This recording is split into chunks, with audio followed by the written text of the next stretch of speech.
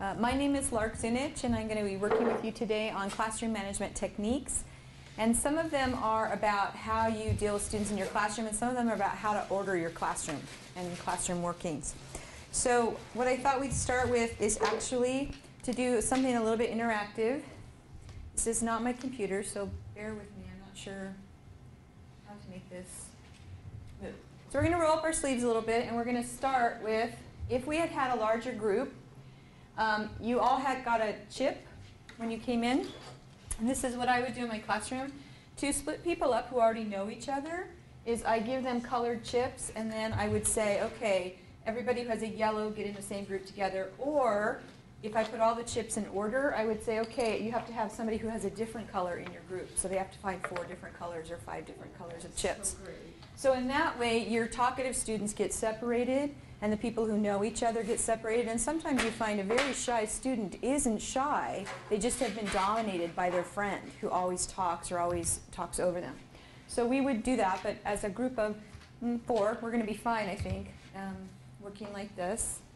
And so then I want you to meet your new partners. So I want you to introduce yourselves to the people at your table. We're going to kind of work as a group as a whole, or I might have Christina come over here. Yeah. So just introduce yourself to people and tell them what department you're in and why you chose to come here today. You have to talk to each other. Oh.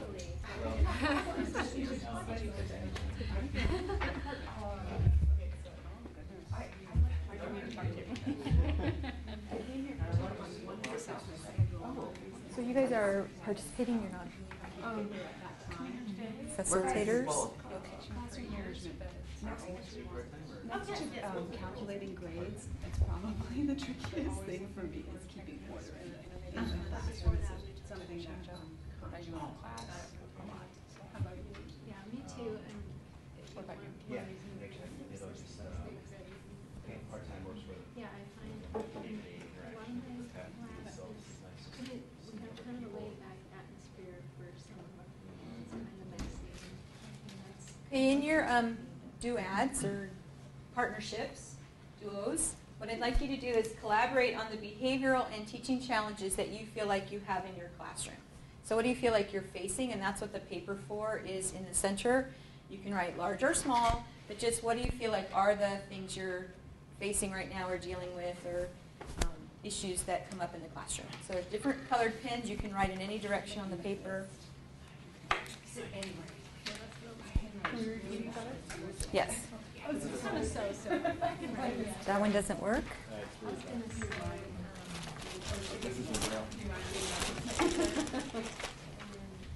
There you go.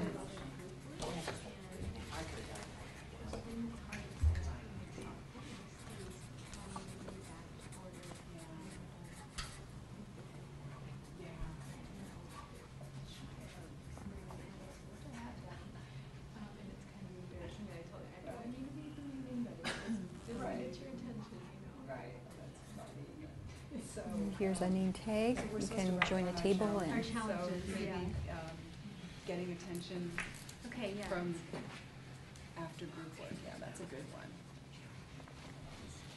Hi. Are you joining us?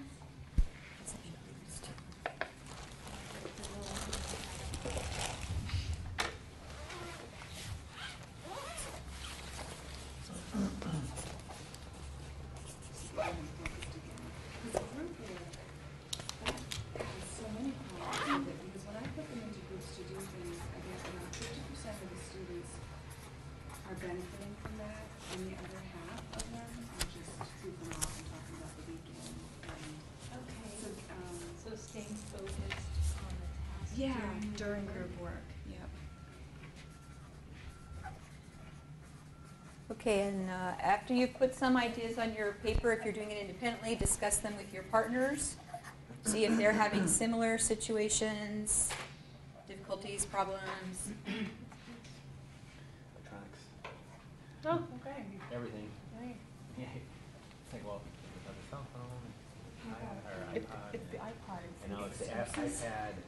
Excuses. As I try to get the students to sort of get the idea that we're emulating a work environment where you're expected to be on time, you're expected to have the work done, And you wouldn't tell your boss, oh, I couldn't get it because, my computer didn't work, and, like not having an essay to turn in because my computer didn't work. So, something like accountability, fewer excuses, or not, way to phrase that. Which department are you in, Donald? Okay. Hello. Hi, how are you? Are you full-time faculty? No. Allison, part-time.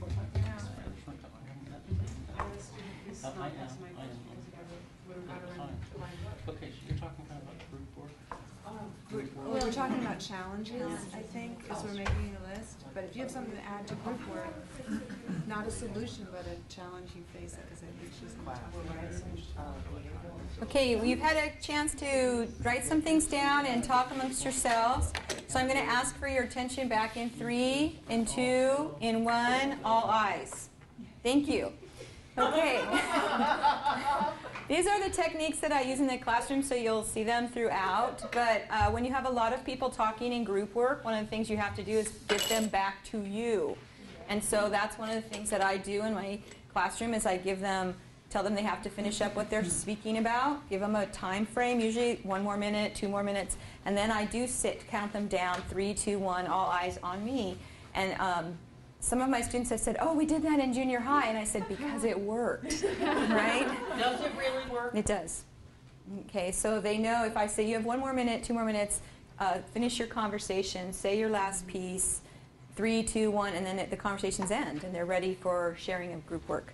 So we're going to share out just one thing on your paper, and we'll kind of go around a couple times because I think we'll have some redundancies of things you're concerned about. So what's one item that is a behavioral or teaching challenge for y'all? Keeping students engaged. Keeping students engaged. We were talking about what you just said, is how to get their attention after they've been in a group. Okay. And how to keep them focused on the work they're doing in group rather than just talking about the weekend. All right. We talked a lot about electronics, Okay. and there's basically the attention aspect. That electronics take away in the classroom. Yes. And I know for some classes you're not able to say just no electronics. Mhm. For some reason they have to have a calculator, they have to have something in class. Which happens to be part of the cell phone. Right. I have to get this text done because I can't look over their shoulder, but Yes. it's literally now the iPad. Now it's just a little bit bigger cell phone. Yeah. Which is Yes. great.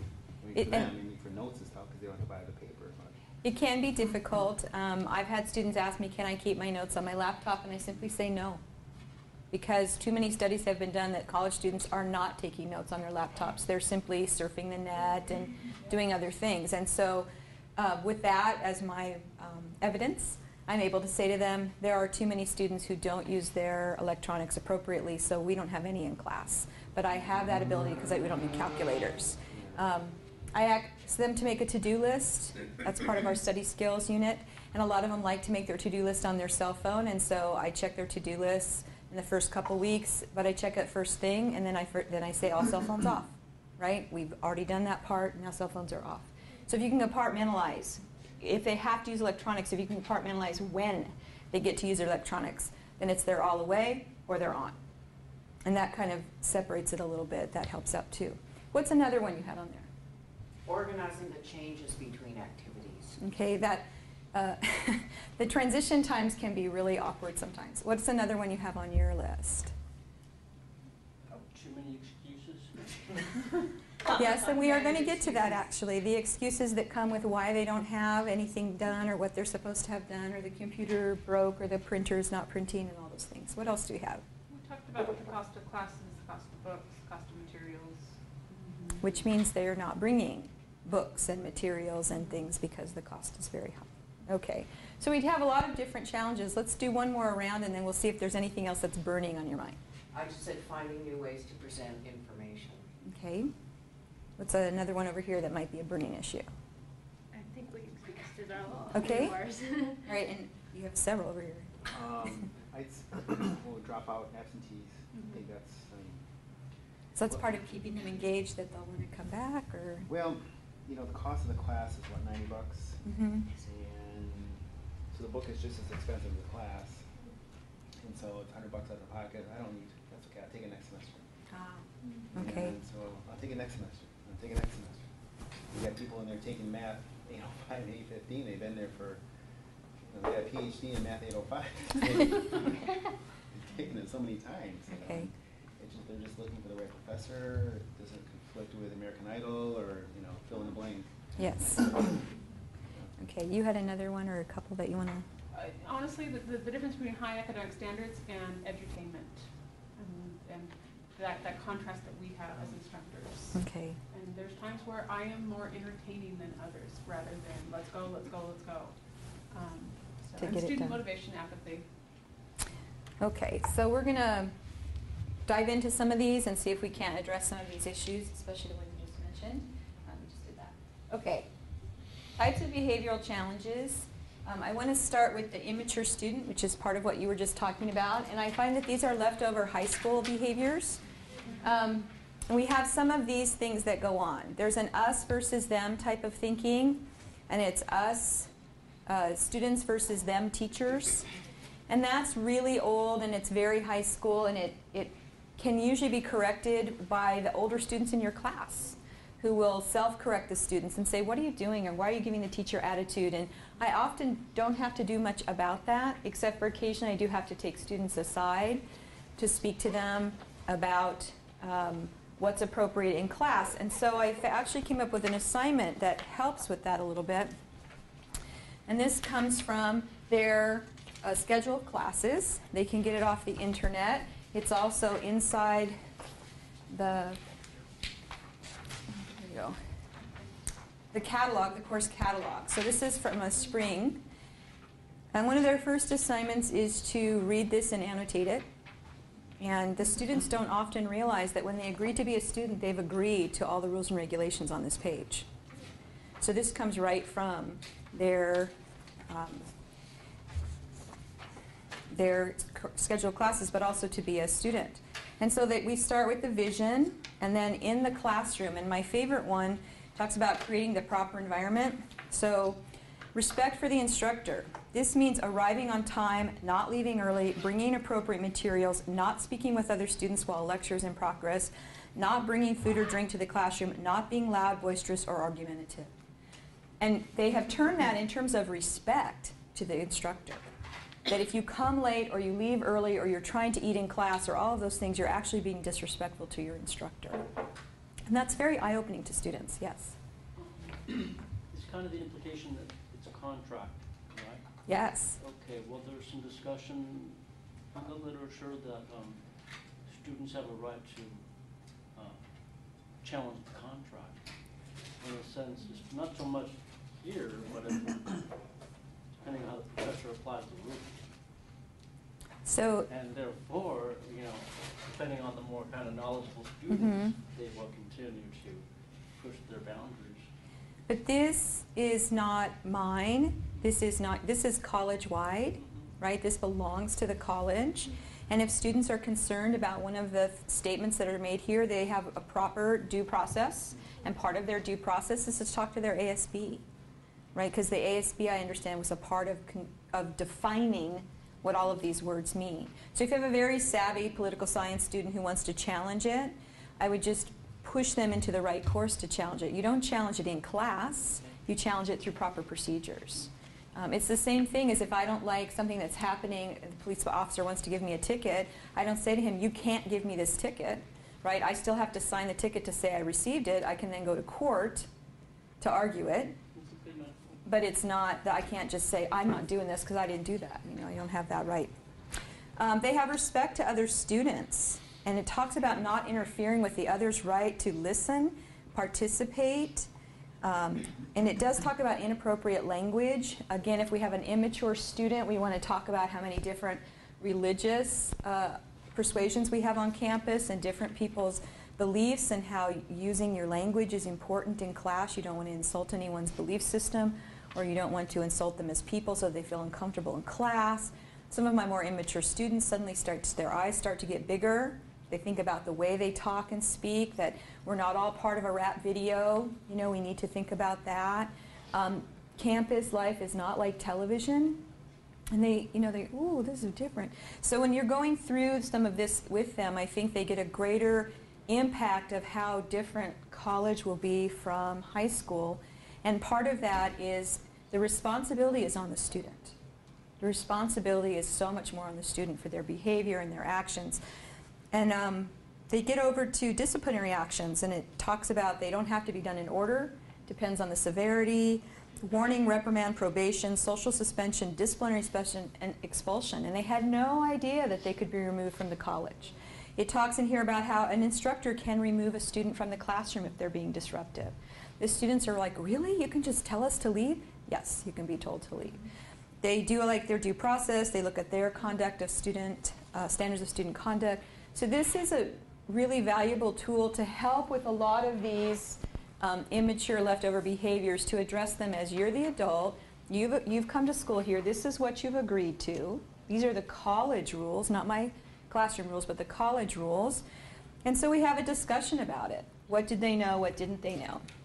Now, part of that discussion is, remember the assignment was to read and annotate it before they came to class. So if they come to class and it's blank, they don't have a lot to say in the discussion, but they listen to the people who did the assignment, and it begins to click that if you don't do the assignment, you don't have anything to say, right? Because if I walk around and they have nothing on their paper and they want to give an opinion, I'll say, did you prepare ahead? Right? Are you ready for this discussion? So it's important that they get the idea they have to be prepared in order to participate in a discussion. There have been times when I've said to students, if it's a really important discussion we're going to have, I'll walk around and look at their books or whatever. And the books that are not completed, I'll say, you need to go outside or to the library until you've completed this assignment, then you can come back in and participate in the discussion. I think a lot of people do that to make sure that students are aware that they can't just fake it all the time. I sometimes use that technique, but I also give them an absence, because otherwise I think that a lot of students will say, this is great, she's going to tell me to leave if I'm not prepared, but unless there's a bigger consequence. Right. So do you do the same type of thing? Do they receive an absence for that? I always have a writing assignment that goes with a discussion, and they get a 0 on the assignment, Okay. and they can't make it up. So for them, it's a huge deficit. It's in their reflection. It's like 15% of their grade. They know it's a big deal. It's part of that 15%. They know it's a big deal if they screw up on one of those writing assignments. So for them, it's like, if I don't have this done, she's not going to let me stay for the discussion. I don't get to do the writing assignment. So there is a consequence, whether it's an absence or something else that happens. The talk, text, comment. Some students feel that they must talk in class or they must text in class. They have that new research that just came out 2 weeks ago that texting is actually connected to the same endorphins in our brain, our pleasure center in the brain, and that it's a type of addiction, and that students who are texting constantly are getting dopamine, more and more dopamine to their system, and so when they can't text, they get shaky, they feel like they're missing out on something, they get depressed. And so in some ways, trying to stop someone from texting is almost an intervention, right? You can't text in class can really be hard on students who've been sending, I think they said teenagers send up to 3,000 texts a month. So if someone's texting that much, to suddenly say for the next hour and a half you have to be out of contact with your posses, could really create disequilibrium in someone because they're not ready for that. But that's a high school behavior. And that's something that we have to talk about as adults. We choose when to do something and when not to do something. If you were an alcoholic, I wouldn't let you drink the whole time in class. So texting for me is almost the same thing. It's an addiction that you're letting yourself do all the time. And occasionally there's the I don't want to be here. I just had this week. I don't care, I don't want to be here. There's the door, right? And I think students are not aware of that. But I've also talked to students who've said that I'm not a good teacher or something. I remind them that I'm not the only teacher who teaches this subject and we're having a mismatch and perhaps they should take someone else. And they are always so surprised that rather than getting insulted or whatever, I just admit, we don't get along. Go ahead, take a different teacher. Here's the other teachers who teach at this time. Go somewhere else. That as adults, we're going to have to interact with each other more maturely. This is not, you were assigned to my class, you must stay here.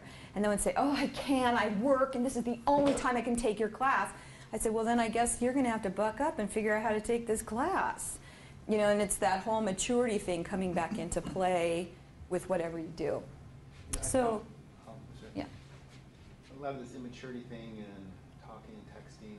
What I try to do at the beginning of the semester is I try to learn the students' first name. So as opposed to them blending in with the wallpaper and Mark, or Thackeray, or Joel, that gets their attention. And throughout the semester, at the end of the semester, I try to, get the last name too, but I don't call them by the last name. But I try to know the students, and if they know that I know their name, I think that that just raises the attention level just a little bit, because I know that person, and they obviously know me.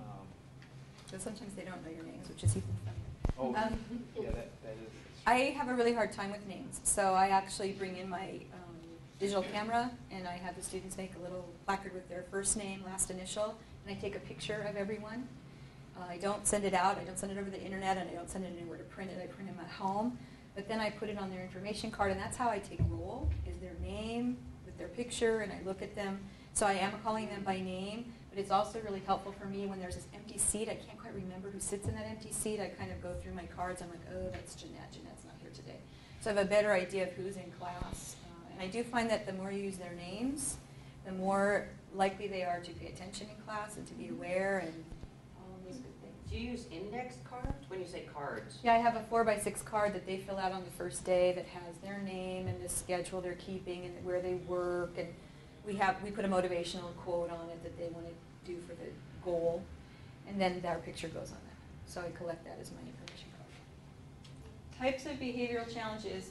This is one of the biggest we have, is that we have this mismatch going on, and it's between social contexts from behavior, expectations, and different, not just social contexts, but levels of societies. I'm not sure I'm saying this correctly. Socioeconomic levels, and also social levels is the best way I can say it. Cultural? Cultural, maybe. And Ruby Payne did a framework for understanding poverty. I know some people like her work, some people don't like her work. What I like about her work was the explanation that if someone has grown up she calls it 2 levels different from where you are, that they don't have any of the same, what we call common sense, that you do. And really, there is no such thing as common sense. It's really common shared values of a cultural group, of a socioeconomic group, of a standing between people. So sometimes people are like, I can't believe a student would say that, right? You would never tell your boss this, or you would never, they don't know any better half the time. And that's one of the difficulties we have, is that our expectations of what will happen in class and their expectations of what will happen in class are completely different, are so off. And I think that her work really addresses that and talks about it and puts it into better perspective. In that, for me, it was a huge awakening. I had a student who kept coming to class and loudly complaining, I can't believe she does this. She makes us learn so much. We have too much to read. And like really loudly complaining about me in front of me, but not to me. And so we had a huge difficulty, and that's when I discovered Ms. Payne's work, in that in her cultural setting, that is how you explain to someone the problem you're having with them so they can change. Okay? That's how you bring up a difficulty so the other person will know what they're doing wrong so they can change. For me, that was just rude. Right? Why wouldn't you say to the teacher the problem that you're having? Why wouldn't you confront it face to face? Why wouldn't you do something about it together? So my expectation is that you would seek out the instructor to talk with them about difficulties you're having. This student's expectation was, if she just kept complaining loudly enough in front of me, I would realize my error and I would correct it for the class. I would assign less homework, I would be less demanding. Very difficult mismatch that we have. We also have a mismatch between the last context setting that a lot of the students had and the setting that we have in school. In that for a lot of them, if you showed up, if you turned in work regardless of value or quality, and you stayed to the end, you passed. Period. That's true. You know, you could get all Fs in 6th grade, you go to 7th grade. You can get all Fs in 9th grade and you go to 10th grade. So there's not a sense of urgency on the learner's part, and there's not a sense of true consequence.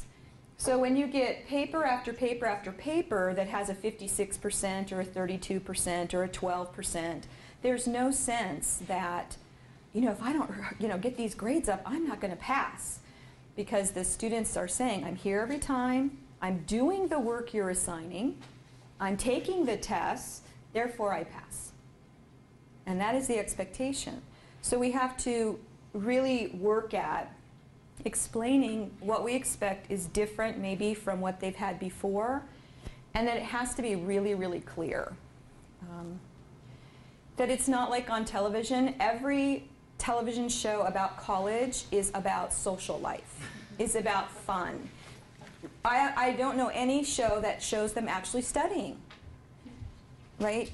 So we have this information all around us that says you need to study 2 to 3 hours for every hour you spend in class. For a 3-unit class, that's about 6 hours of studying per week per class. That is the norm, the expectation.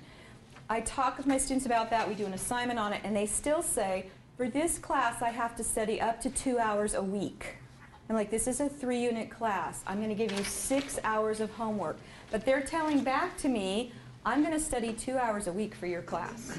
So regardless of how much homework you give me, I'm going to give this class 2 hours of attention. It's all the time I've scheduled for it. It's all the time I have. I work. I have a family.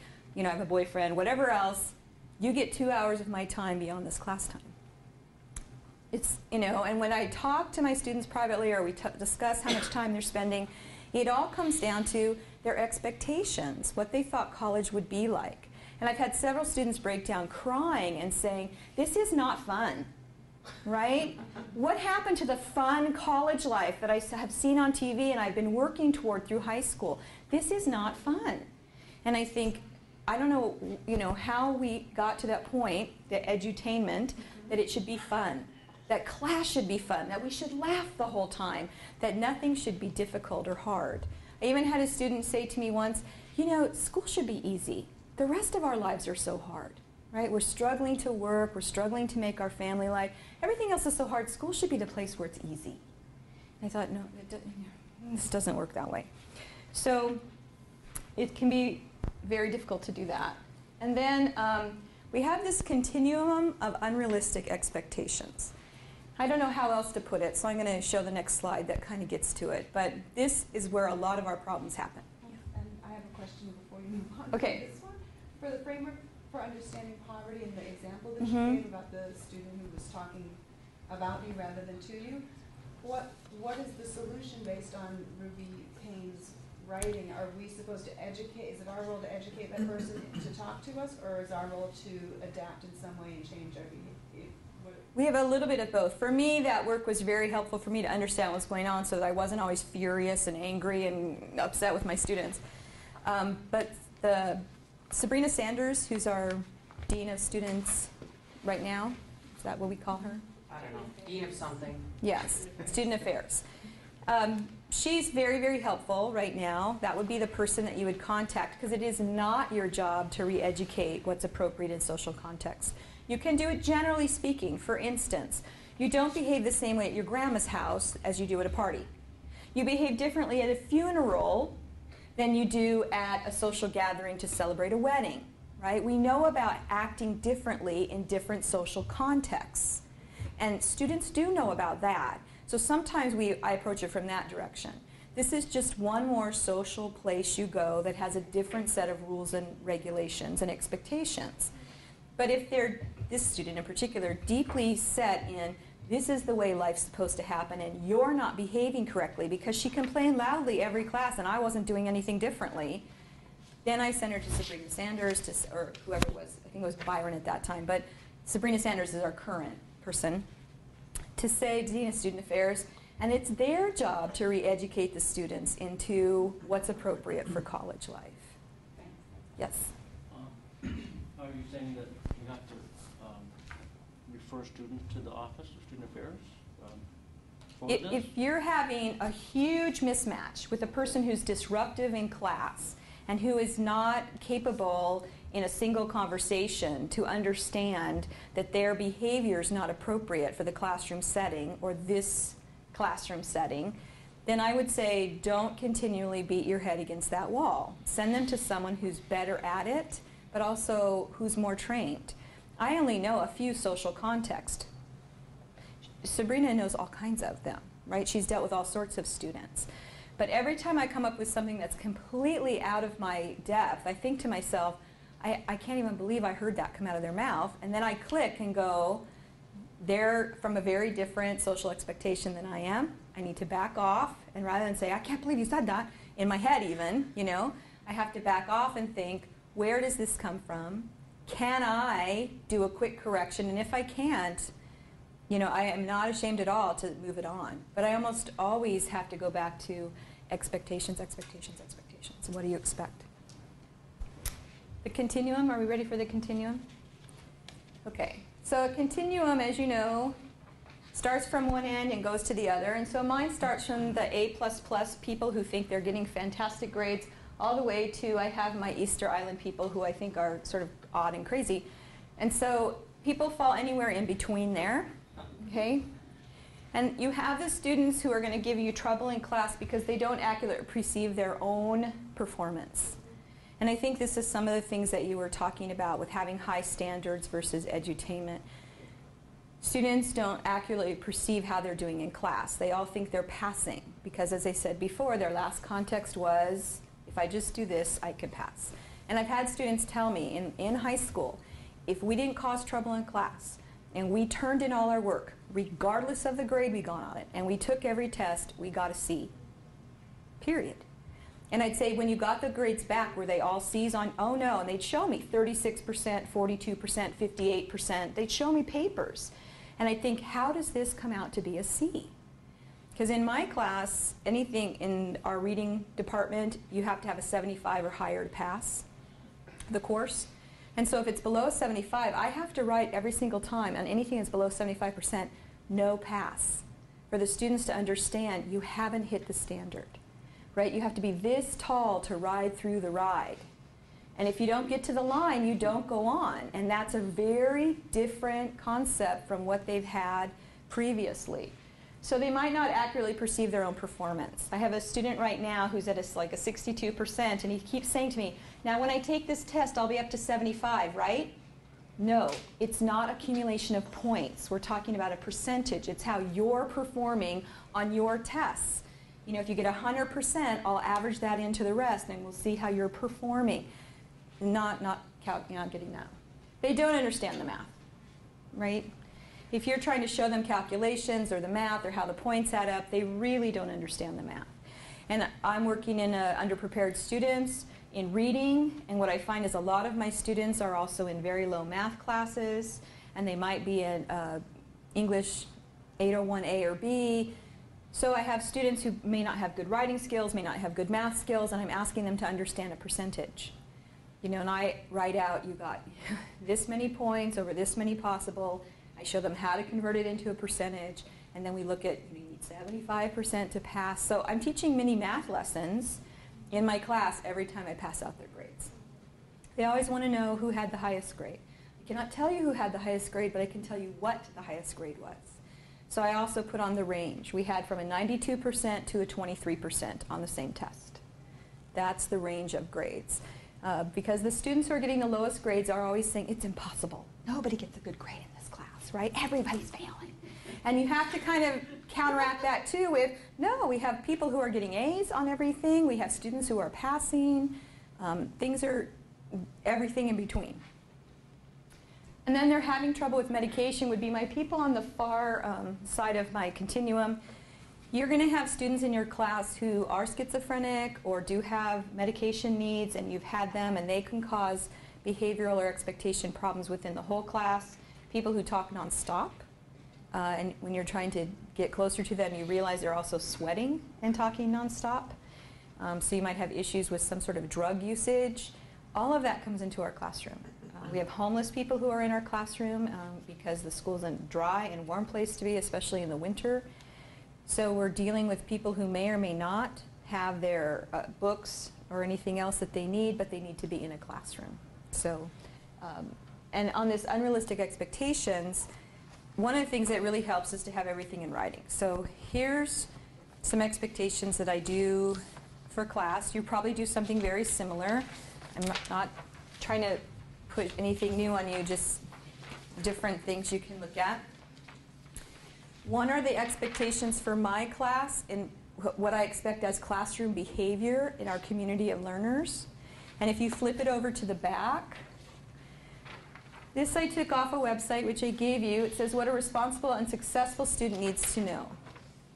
This is really basic stuff. How do you be successful in the classroom? How to study, where to go to get help, asking questions. Some of my students still don't get the idea that when you get into class and you sit down, you should take out your book. You should open up to a blank piece of paper. You should have your pen out.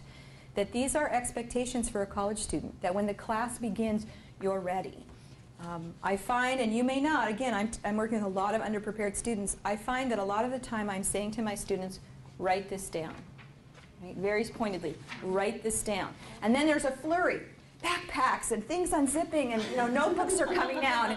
And it's like, okay, why in the middle of class are you just now getting your notebook out? When the PowerPoint's been going for 10 minutes and I've been lecturing the whole time, it's not until I say, write this down, that the pins come out. So at the beginning now of class, right, we today are going to need your book, your course packet, your notebook for notes, and at times I feel like I'm back, when I taught middle school, I'm back at that place again. But I would rather do that at the beginning and set the tone than have that flurry of activity, because when I don't say it, that's what happens. In the middle of class, it's this cacophony of sound of, do you have a pencil? I don't have an eraser. Everything that goes on from people who just aren't prepared to take notes in class. But also setting of expectations comes this one, which I developed over time, has to do with communicating.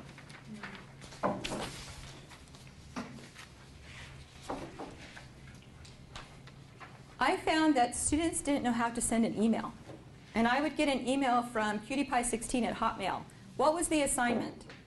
And I had to write back, Dear QtiePie16, I don't know who you are. I don't know what class you're in. I don't know what assignment you're talking about. Please send more information. And I thought, I cannot do this anymore, And they're not embarrassed at all that I have to write to QtiePie16. So I wrote them scripts. This is what an email is supposed to look like, right? This is what a telephone conversation should look like.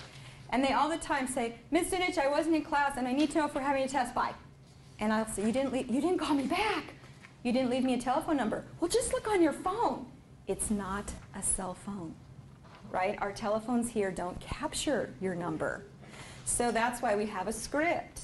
And so some kids get really, really nervous when they're going to call you, too. And you hear that, right? Hi, Ms. Snitch, click. And I'll get like 4 clicks in a row before I get a message. So I thought if they had a little script they could write out, they could practice. And my emails look like this now for my students.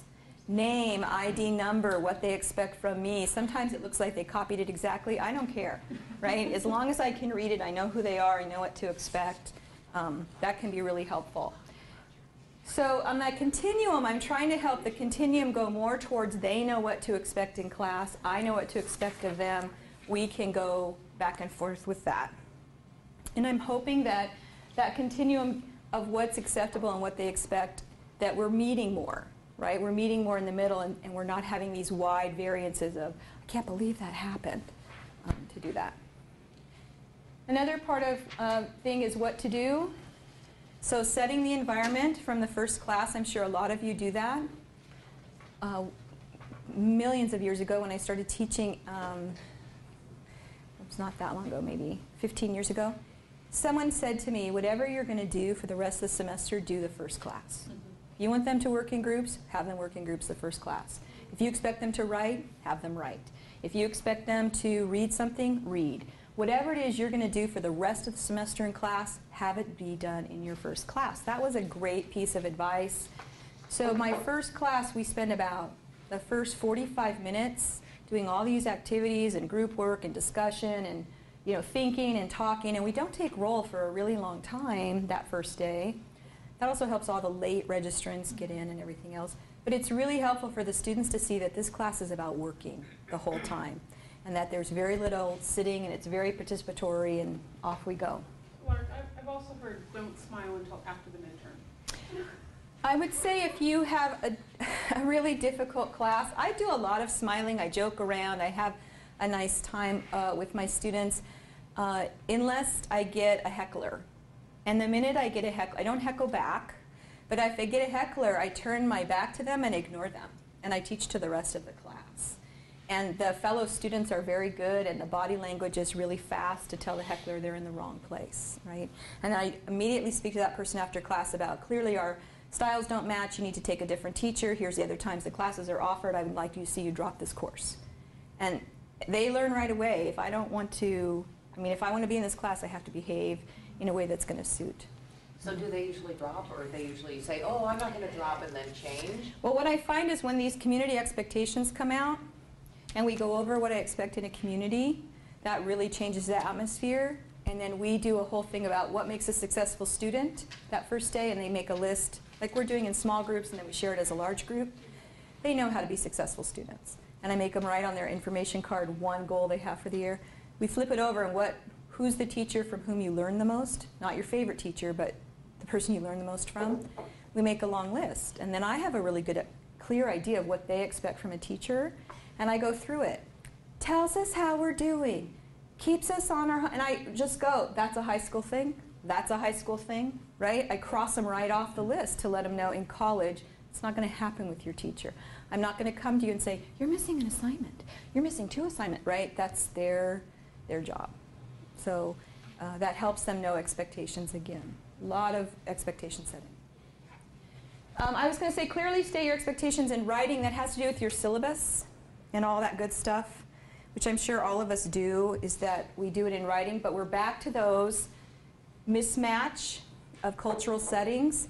The more you can put in writing, either through your syllabus or through, like I have this course packet where I do things like this, the better it is for the student. You could say it 1,000 times. They will not hear it because it doesn't have any meaning to them. But if it's written down, and you can go back to it later and point to it when they are ready to hear it. And so I've even had students say, has this been in my packet the whole time? Yes, this has been in your packet the whole time. And they're so surprised, I don't remember that. I had trouble with a boy and a girl flirting. Got to the point where after spring break, they hadn't seen each other all week. And so they were so busy flirting, they couldn't pay attention to class. And as I was lecturing, they had to talk louder and flirt more loudly over my lecture because I was really messing up their social life. And I took them outside and I highlighted this part about not talking while the teacher's talking. And I said to them, I have never had students in class who lack the maturity to self-correct their own behavior. You may no longer sit together. That was it. That was it. Did you say it just like that? Just like that. And what did they say? Well, first I had to think what that meant. I've never had a student in class who was too immature or so immature they couldn't self-correct their own behavior. They were like, self-correct, my own behavior, immaturity. Nobody wants to be called immature. So I said, you can't sit together anymore. That they understood. They understood that. One of them understood I was calling them immature. The other one didn't. But they don't sit together anymore. They don't flirt, except for before and after class. And I don't have the problem of someone talking the entire time I'm trying to give class, which is pretty important to me. I mean, everyone's different, but. You want to have a lesson plan that moves. This is that high academic standards. It does address a little bit of edutainment. And I put down some things that might help you if you are not a trained teacher. A lot of people come here with great expertise in their field, but they weren't a trained teacher. I would recommend then The Essential Elements of Effective Instruction. That is from Madeline Hunter. These are how to set up a lesson plan. So Madeline Hunter has a good one. Who are my other people? Hers is the best, in my opinion. But you could go with Steve Binko has a lesson plan model, and Christy Keller has a lesson plan model. And these models move you through anticipatory set, saying your objective or goal for the students so they understand what you're doing that day, doing input, modeling, guided practice, checking for understanding, doing some independent practice before you let them go for the day. So they kind of move in such a way. Madeline Hunter's has this closure thing where they have to do a little bit of reflecting on what they learned before they leave and walk out the door, so they kind of know what they're doing for homework. And that moves, just keeps the class moving, right? It moves it right along. So a really good lesson plan can help you. And I find that Bloom's taxonomy is taxing to use, but I did find Costa's levels of inquiry, which I think are much more helpful when you're doing lesson planning, as a way to scaffold your questions. So level 1 questions are very explicit, and then 2 are implicit, and then 3 are experience-based. And it's so much easier to make sure that you're always doing some critical thinking in class. You're not always just getting some knowledge, some of that basic 1 or 2 levels from Bloom's taxonomy. Or that when you're creating questions for your test that you think, oh, this is an easy question, right? I'm just asking them to describe something. But when you look at the question in depth, you realize you're actually asking them to synthesize and then describe, and that's the highest level. So I think by using this a little bit, we have a better idea of if we're asking the kind of questions that get to the sort of knowledge that we want, or if we're asking too much brain work and we think it's an easy question. So for me, I always have to kind of restart and say, did I start at level 1? You know, do I have some questions that build on them so that the students can keep going? And then I use an agenda and outline on the board, something they can see. For me, it reminds me what I'm doing that day, but it helps the students, especially the clock watchers, know where they are, right? How much longer? And if you can, move the chair so that they can't see the clock. So they're looking at you, not the clock, and you have an ability to work with them, to motivate them and do that. Okay, and then your first line of defense in your classroom, whether you know this or not, is actually your personal cell phone. We don't have in our classroom any kind of communication system if you're having a problem. Please have into your cell phone pre-programmed the campus police.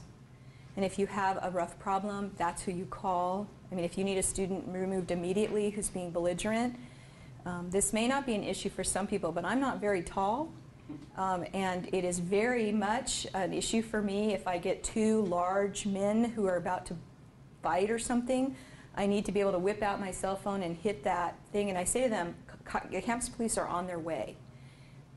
That's been really helpful. And I've only had to call the police once, but I've threatened about 3 times. So it can be helpful that way too. And then where do you go for help? Your syllabus is your best defense. If it's written in your syllabus, then you know that you can enforce it. Documentation is really an important key for a difficult student. And documentation can happen best if it's something easy for you to do. A lot of people do it on their roll sheet. On the back of their roll sheet, they'll write the date and then what happened. Spoke to Justin about talking too much, right? That's documentation. And you need to document almost anything that happens. Go to your peers. So many people have more experience teaching, or they've dealt with more things, or they have more obvious answers. Then your department head. I CC my department head whenever I have a confrontation, even if I don't think it's a big deal.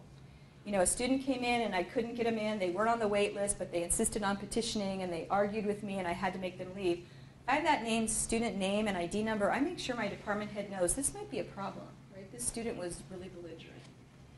Sabrina Sanders, as I said, is our Dean of Student Affairs currently, and she's the person, yes. Well, I just wanted to expand on your point about the department head, and now you've also put Sabrina Sanders. She's the dean, right? Yes. Student affairs. We had a few deans over the last couple of years, right? What was his last? Byron. Yep, Byron. And then Byron did he Chris come right Villa. after John Philpott? Did he come right after Philpott? No, then was that it Chris correct? Villa? Chris, Oh, yeah, Robert yeah. Garcia. Oh, we Yeah. got a lot of them. The reason why I mentioned that is Uh-huh. because I actually stopped contacting the office because, to be honest, I was unsatisfied with a lot of the responses, and I've had to kind of pretty much develop my own approaches. In some sense, have become more firm on some things, and some other things have become more lax, which to an acceptable level. And so I'm just wondering how you feel about that, because you get into administration, and sometimes some issues are so tough that they don't back the professors all the time. Well, I always put my department head so that they know what's happening. I think that, and I have a very supportive department head, so maybe it depends on your department head too. Sabrina Sanders has been really good. I had a cheating incident. I just wrote to her. These two students were cheating. This is what I did. I took the test, blah, blah, blah. And she wrote me back, thank you for keeping me informed. We'll start a file. But she didn't call them in. She's like, you're the teacher. You handled it, which I really appreciated. Another time I had a student who went off because he couldn't get in my class, a late start class. Turns out he wasn't on the wait list. He wasn't enrolled. He was petitioning. I had 35 people in the class, and I had 10 people on the wait list. I didn't have any room. But he wanted in that class, and I needed to help him out. And, you know, and he was really angry. And that went all the way up to Dogbers. And it went up fast, you know. And I had documented it. I'd let my head of my department know. I let the division head had gotten a CC from my department head. So I was covered because I quickly documented what had happened the same day it happened. But I don't like it when someone comes to me later and says, you know, we have a student now who's complaining that you're a racist, so you need to respond. I'm thinking, you know, did I keep notes? Do I know what's happening? I had a student who took my class for the 3rd time and failed for the 3rd time. And one of her complaints of calling me a racist was, everybody knows that if you take the same teacher the 2nd time, you automatically pass. And I failed her. And we were like, show us where it says the 2nd time through a class you automatically pass. Well, that's a college legend thing. You know, if you take the same teacher twice, they'll pass you the 2nd time. It's amazing. You know, and who knows where that came from. But I find Sabrina Sanders to be very responsive. She gets right back to my emails. She's been very helpful with a couple of students. The counseling center here on campus handles people who have problems, students who come to your office or come to you and, I can't get my work done because, you know, I have so much trauma in my life. And they want to tell you all about their drama. I'm not there for that. I am their instructor. And I'm really willing to listen to very little, to be honest. I really need them to go to a counselor. You know, I'll help, if they want to help with a class, I'll help them with class. If they need an extension because of a small emergency, but what I find is a lot of our students are actually the responsible one in their family, which means all their other family members keep coming to them to help them. So a lot of times they're out of class because they are the responsible one in their family. I have to take my aunt to the hospital. I have to do, you know, they're always leaving to go do something. And I get that you're the responsible one in your family, but you're not being responsible to yourself, and you're not honoring yourself, and you're not coming to class. And I don't have enough hours in the day to figure that one out. So I just send them to the counseling center because I'm not a counselor. I'm not trained in that. It doesn't help. And then the Women's and Men's Center we have on the PCC campus is really good for issues like I'm getting kicked out of my apartment, right? I don't have enough money for rent.